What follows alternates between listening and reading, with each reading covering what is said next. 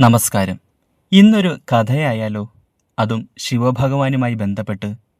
നിങ്ങൾ ശിവാലയ ഓട്ടമെന്ന് കേട്ടിട്ടുണ്ടോ? അതിൻ്റെ ഐതിഹ്യം എന്താണെന്നറിയാമോ?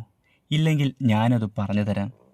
കന്യാകുമാരി ജില്ലയിലെ 12 ശിവക്ഷേത്രങ്ങളിൽ ശിവരാത്രിയോടനുബന്ധിച്ച് ദർശനം നടത്തുന്നതാണ് ശിവാലയ ഓട്ടം എന്ന പേരിൽ അറിയപ്പെടുന്നത്.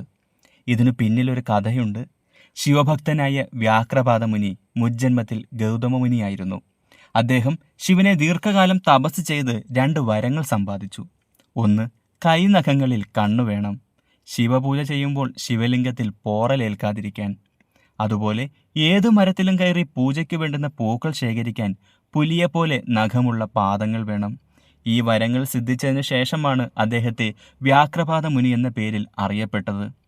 കുരുക്ഷേത്ര യുദ്ധം കഴിഞ്ഞ് പാണ്ഡവർ അശ്വമേധ യാഗം നടത്തി. ശ്രീകൃഷ്ണന്റെ നിർദ്ദേശപ്രകാരം ഭീമസേനൻ വ്യാഘ്രപാദ മുനിയെ യജ്ഞത്തിന് ക്ഷണിക്കാനായി പോയി. ശ്രീകൃഷ്ണൻ ഭീമസേനനെ 12 രുദ്രാക്ഷങ്ങൾ ഏൽപ്പിച്ചിരുന്നു.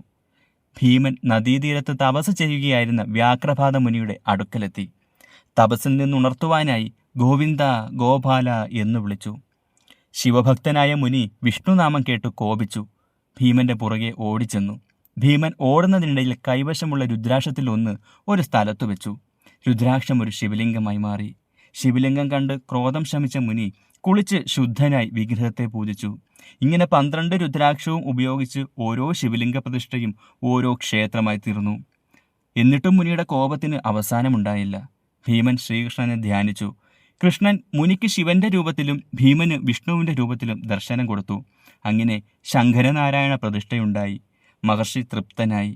അശ്വമേധയാഗത്തിൽ പങ്കെടുത്തു. ഭീമന്റെ ഓട്ടത്തെ അനുസ്മരിച്ചാണ് ശിവാലയമോട്ടമെന്ന് പിൽക്കാലങ്ങളിൽ അറിയപ്പെട്ടത്.